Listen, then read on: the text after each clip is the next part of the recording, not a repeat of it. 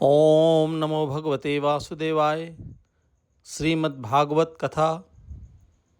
कृष्णं नारायणं वंदे कृष्णं वंदे ब्रजप्रियं कृष्णं द्वैपायनं वंदे कृष्णं वंदे प्रथासुतम्।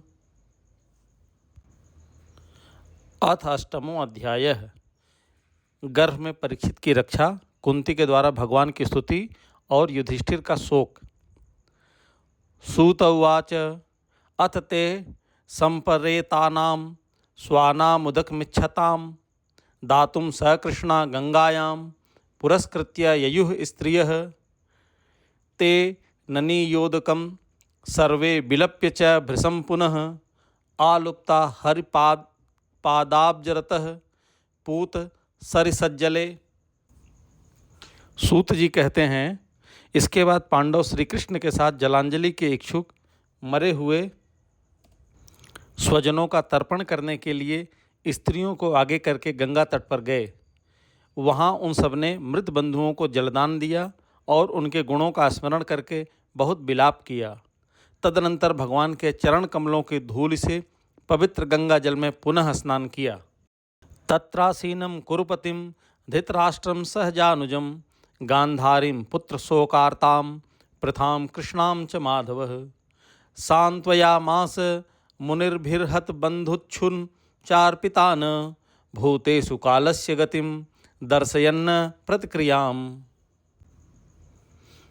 वहाँ अपने भाइयों के साथ कुरुपति महाराज युधिष्ठिर, धृतराष्ट्र, पुत्र शोक से व्याकुल गांधारी, कुंती और द्रौपदी सब बैठकर मरे हुए स्वजनों के लिए शोक करने लगे। भगवान श्री कृष्ण ने धौम्य आदि मुनियों के साथ उनको सांत्वना दी और समझाया कि संसार के सभी प्राणी काल के अधीन हैं और मौत से किसी को कोई बचा नहीं सकता। साधयित्वा जात शत्रोः स्वं राज्यं कृत वैहृतं घातयित्वा सतो राज्ञः कचस्तर स्पर्शदातायुषः याजयित्वास्व मेधैस्तं त्रिभिरुत्तम कल्पकैः तद्यसः पावनं दिक्षु शतमन्योरि वातनोत आमन्त्र्य पाण्डुपुत्रांश्च शौनयोद्धवसंयुतः द्वैपायनादिभिर्विप्रैः पूजितैः प्रतिपूजितः गन्तुं कृतमतिर्ब्रह्मान् द्वारकां रथमास्थितः उपलेभेऽधि धिवान्तिमुत्तरां भयविह्वलाम्। इस प्रकार भगवान श्री कृष्ण ने अजात शत्रु महाराज युधिष्ठिर को उनका वह राज्य जो धूर्तों ने छल से छीन लिया था वापस दिलाया और द्रौपदी के केशों का स्पर्श करने से जिनकी आयु क्षीण हो गई थी उन दुष्ट राजाओं का वध कराया। साथ ही युधिष्ठिर के द्वारा उत्तम सामग्रियों से तथा पुरोहितों से 3 अश्वमेध यज्ञ कराए। इस प्रकार युधिष्ठिर के पवित्र यश को 100 यज्ञ करने वाले इंद्र के यश की तरह सब ओर फैला दिया। इसके बाद भगवान श्री कृष्ण ने वहाँ से जाने का विचार किया। उन्होंने इसके लिए पांडवों से विदा ली और व्यास आदि ब्राह्मणों का सत्कार किया। उन लोगों ने भी भगवान का बड़ा ही सम्मान किया। तदनंतर सात्यकी और उद्धव के द्वारा द्वारका जाने के लिए वे रथ पर सवार हुए।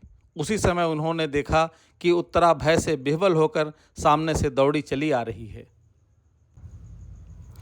उत्तरोवाच पाहि पाहि महायोगिन देव देव जगत्पते नान्यम त्वद्भयं पश्ये यत्र मृत्युः परस्परम अभिद्रवति मामीश सरस्तप्तायप्सो विभो कामं दहतु मां नाथ मा मे गर्भो निपत्यताम।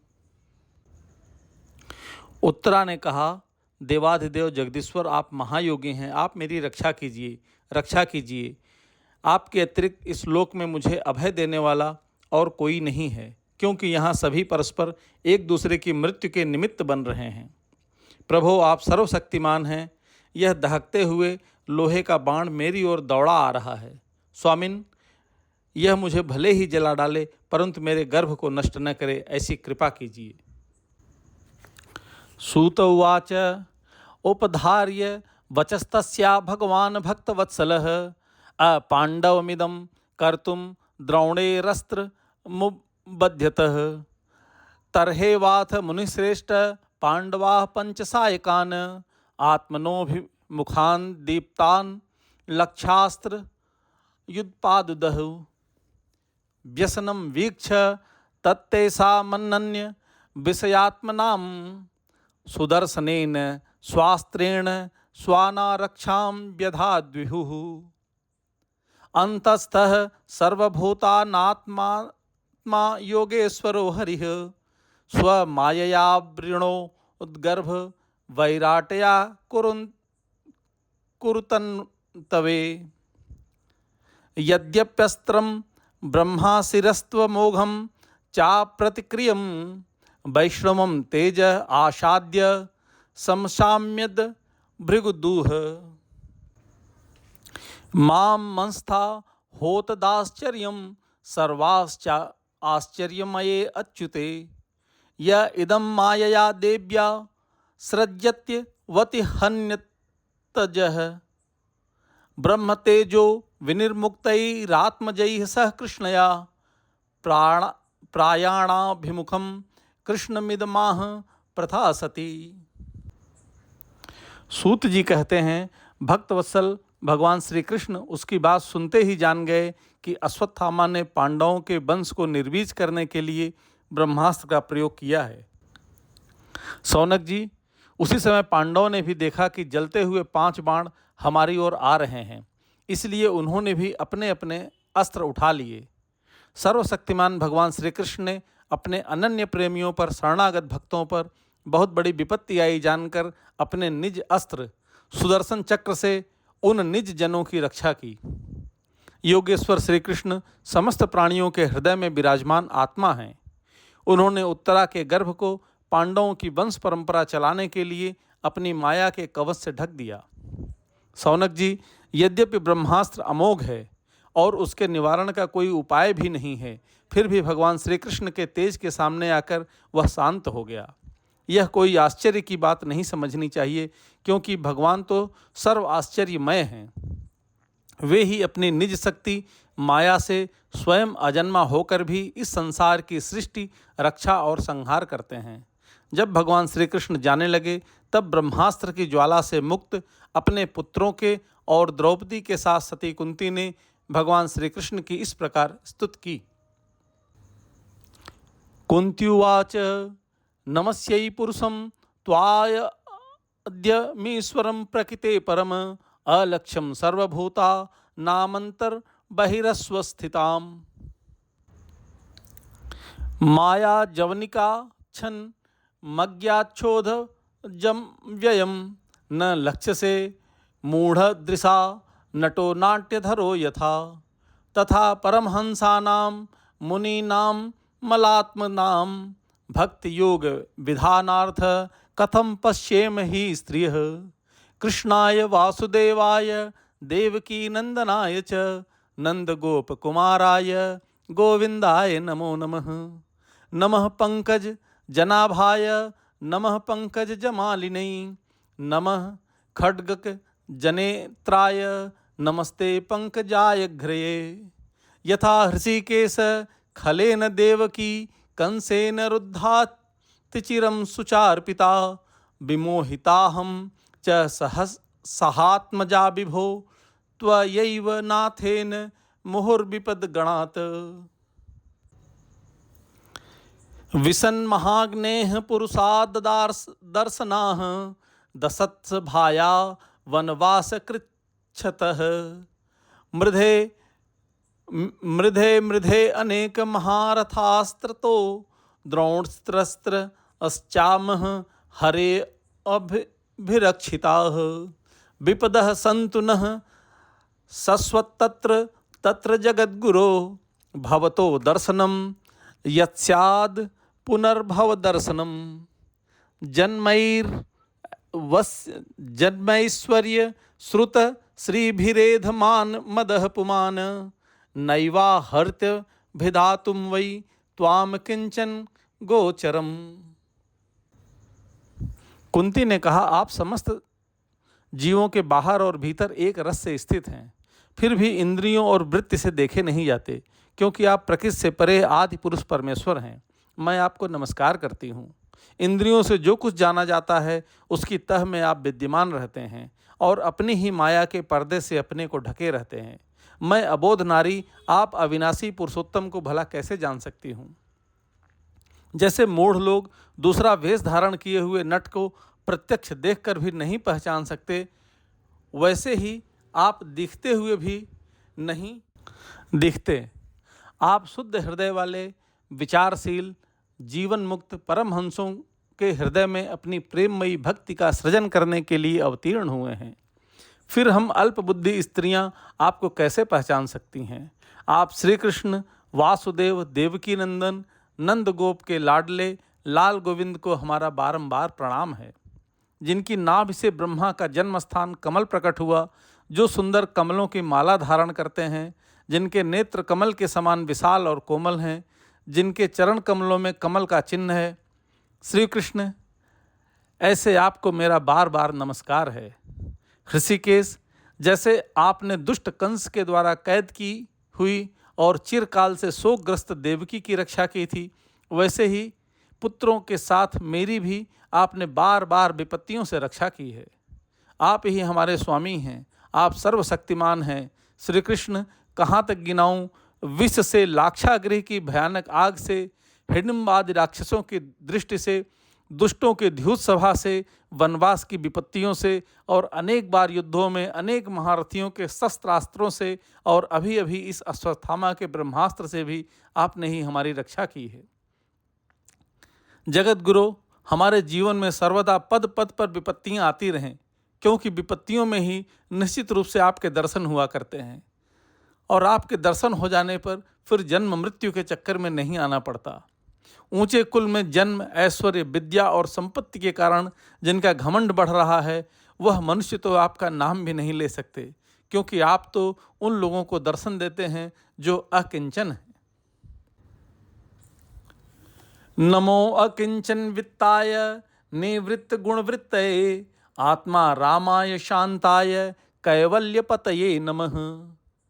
मन्ये त्वां कालमीशान मन दिनिधनं विभुव विभुम समम चरंतम सर्वत्रम भूतानां यन्मिथ कलिह। न वेद कश्चिद भगवांश्चिकीर्षितं त वेह मानस्य नृणां विडम्बनम। न यस्य कश्चिद दयो अस्ति कहिर्चिद द्वेषश्च यस्मिन् विषमा मर्तिर्नृणां। जन्म कर्म च विश्वात्मन्य जस्या कर्तुरात्मनः तिर्यंग नृषिषु यादसु तदत्यंद विडंबनम। गोप्या ददे त्वयि कृतगासी दाम तावद या ते दशाश्रु कलिलांजन संभ्रमाक्षम। वक्त्रम निनीय भयभावनया स्थितस्य सा मां विमोहयति भीरेपि यद्विभेति। केचिदा हुर्जं जातं पुण्यश्लोकस्य कीर्तये यद्यो प्रियस्यान्त्वाये मलयस्येव चंदनम। आप निर्धनों के परम धन हैं। माया का प्रपंच आपका स्पर्श भी नहीं कर सकता। आप अपने आप में ही विहार करने वाले परम शांत स्वरूप हैं। आप ही कैवल्य मोक्ष के अधिपति हैं। आपको मैं बार बार नमस्कार करती हूँ। मैं आपको अनादि अनंत सर्वव्यापक सबके नियंता काल रूप परमेश्वर समझती हूँ। संसार के समस्त पदार्थ और प्राणी आपस में टकराकर विषमता के कारण परस्पर विरुद्ध हो रहे हैं, परंतु आप सब में समान रूप से विचर रहे हैं। भगवान, जब आप मनुष्यों की सी लीला करते हैं तब आप क्या करना चाहते हैं यह कोई नहीं जानता। आपका कभी कोई न प्रिय है और न अप्रिय। आपके संबंध में लोगों की बुद्धि ही विषम हुआ करती है। आप विश्व के आत्मा हैं, विश्वरूप हैं। न आप जन्म लेते हैं और न कर्म ही करते हैं, फिर भी पशु पक्षी मनुष्य ऋषि जलचर आदि में आप जन्म लेते हैं और उन्हीं योनियों के अनुरूप दिव्य कर्म भी करते हैं। यह आपकी लीला ही तो है। जब बचपन में आपने दूध की मटकी फोड़कर यशोदा मैया को खिंचा दिया था और उन्होंने आपको बांधने के लिए हाथ में रस्सी ली थी, तब आपकी आंखों में आंसू छलक आए थे। काजल कपोलों पर बह चला था, नेत्र चंचल हो रहे थे और भय की भावना से आपने अपने मुख को नीचे की ओर झुका लिया था। आपकी उस दशा का, लीला छवि का ध्यान करके मैं मोहित हो जाती हूँ। भला जिससे भय भी भय मानता है, उसकी यह दशा। आपने अजन्मा होकर भी जन्म क्यों लिया है, इसका कारण बतलाते हुए कोई महापुरुष यूँ कहते हैं कि जैसे मलयाचल की कीर्ति का विस्तार करने के लिए उसमें चंदन प्रकट होता है, वैसे ही आप अपने प्रिय भक्त पुण्य श्लोक राजा यदु की कीर्ति का विस्तार करने के लिए ही आपने उनके वंश में अवतार ग्रहण किया है। अपरे वसुदेवस्य देवक्यां याचितो अभ्यगात अजस्त्वमस्य क्षेमाय वधाय च सुरद्विषाम भारावताराण्यान्ये भुवो नाव इवो दधौ सीदन्त्या भूरिभारेण जातो हात्म्य भुवार्थितः भवेयस्मिन् क्लिश्यमानानां विद्याकामकर्मभिः श्रवण स्मरणार्हाणि करिष्यन्ति केचन शृण्वन्ति गायन्ति गृह्णन्त्यभीक्षणस्य स्मरन्ति नन्दन्ति तवेहितं जनाः त एव पश्यन्त चिरेण तावकं भव प्रवाहो परमं पदाम्बुजम्। दूसरे लोग यूँ कहते हैं कि वसुदेव और देवकी ने पूर्व जन्म में सुतपा और प्रश्न के रूप में आपसे यही वरदान प्राप्त किया था, इसलिए आप अजन्मा होते हुए भी जगत के कल्याण और दैत्यों के नाश के लिए उनके पुत्र बने हैं। कुछ और लोग यूँ कहते हैं कि यह पृथ्वी दैत्यों के अनंत भार से समुद्र में डूबते हुए जहाज की तरह डगमगा रही थी, पीड़ित हो रही थी। तब ब्रह्मा जी की प्रार्थना से आपने उसका भार उतारने के लिए आप प्रकट हुए। कोई महापुरुष यूँ कहते हैं कि जो लोग इस संसार में अज्ञान, कामना और कर्मों के बंधन में जकड़े हुए पीड़ित हो रहे हैं, उन लोगों के लिए श्रवण और स्मरण करने योग्य लीला करने के विचार से ही आपने अवतार ग्रहण किया है। भक्तजन बार बार आपके चरित्र का श्रवण, गान, कीर्तन एवं स्मरण करके आनंदित होते रहते हैं। वे ही अविलंब आपके उस चरण कमल का दर्शन कर पाते हैं जो जन्म मृत्यु के प्रवाह को सदा के लिए रोक देता है।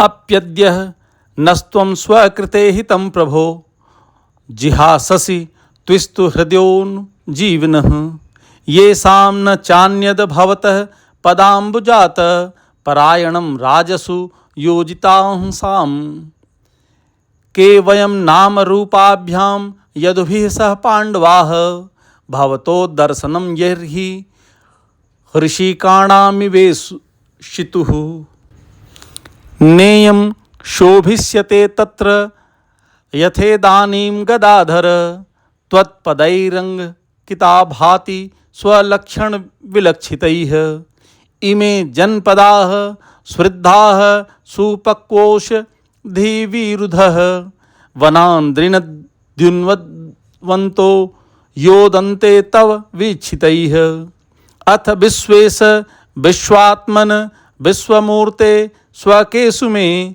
स्नेह पाशमिमं छिन्धि दृढ़ं पाण्डुषु वष्णिषु। हे भक्त वांछा कल्पतरु प्रभो, क्या अब आप अपने आश्रित और संबंधी हम लोगों को छोड़कर जाना चाहते हैं? आप जानते हैं कि आपके चरण कमलों के अतिरिक्त हमें और किसी का सहारा नहीं है। पृथ्वी के राजाओं के यूँ तो हम यूँ ही विरोधी हो गए हैं। जैसे जीव के बिना इंद्रियां शक्तिहीन हो जाती हैं, वैसे ही आपके दर्शन के बिना यदुवंशियों के और हमारे पुत्र पांडवों के नाम और रूप का अस्तित्व ही क्या रह जाता है। गदाधर, आपके विलक्षण चरण चिन्हों से चिन्हित यह कुरजांगल देश की भूमि आज जैसी शोभायमान हो रही है, वैसी आपके चले जाने के बाद न रहेगी।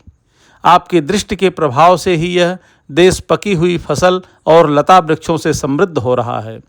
ये वन, पर्वत, नदी और समुद्र भी आपकी दृष्टि से ही वृद्धि को प्राप्त हो रहे हैं। आप विश्व के स्वामी हैं, विश्व के आत्मा हैं और विश्वरूप हैं। यदुवंशियों और पांडवों में मेरी बड़ी ममता हो गई है। आप कृपा करके स्वजनों के साथ जोड़े हुए इस स्नेह के दृढ़ फांसी को काट दीजिए।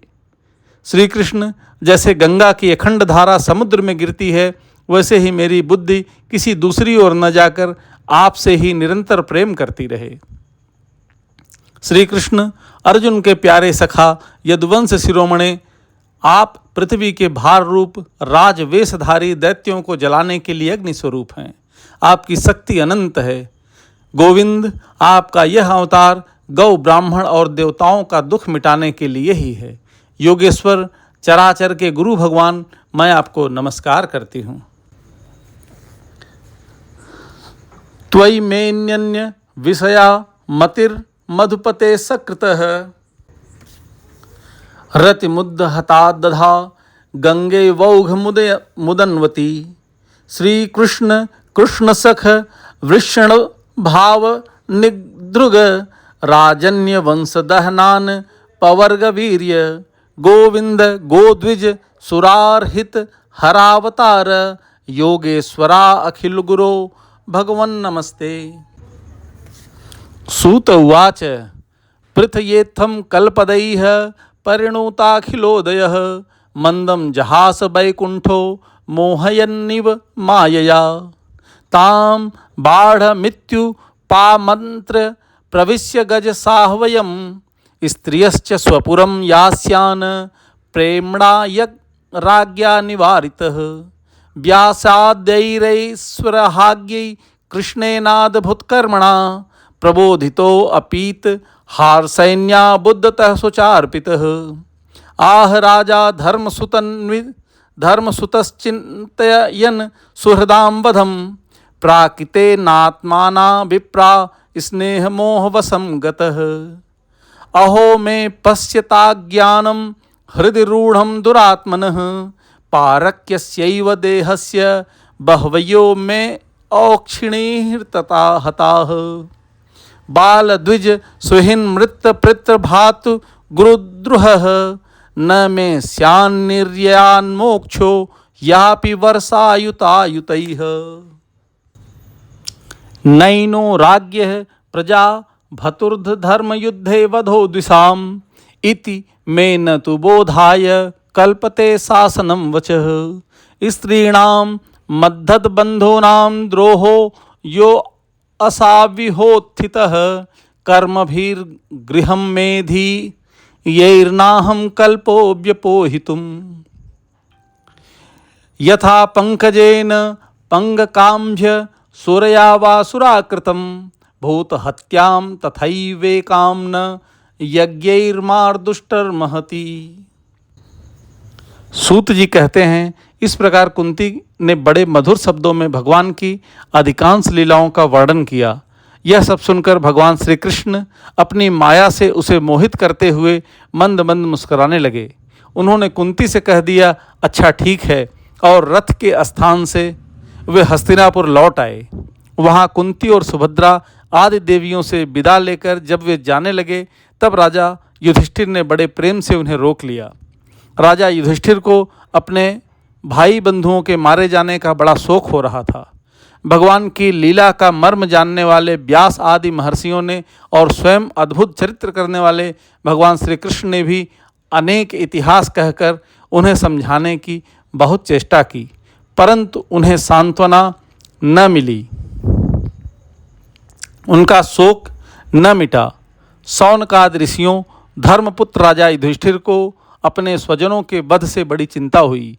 वे अविवेक युक्त चित्त से स्नेह और मोह के वश में होकर कहने लगे, भला मुझ दुरात्मा के हृदय में बद्धमूल हुए इस अज्ञान को तो देखो। मैंने सियार कुत्तों के आहार इस अनात्मा शरीर के लिए अनेक अक्षौहिणी सेना का नाश कर डाला। मैंने ब्राह्मण, बालक, संबंधी, मित्र, चाचा, ताऊ, भाई, बंधु और गुरुजनों से द्रोह किया। करोड़ों वर्षों से भी नरक से मेरा छुटकारा नहीं हो सकता।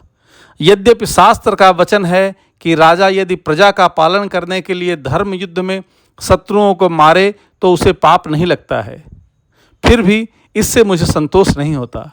स्त्रियों के पति और भाई बंधुओं को मारने से उनका मेरे द्वारा यहाँ जो अपराध हुआ है उसका मैं गृहस्थोचित यज्ञ यागादि के द्वारा मार्जन करने में समर्थ नहीं हूँ।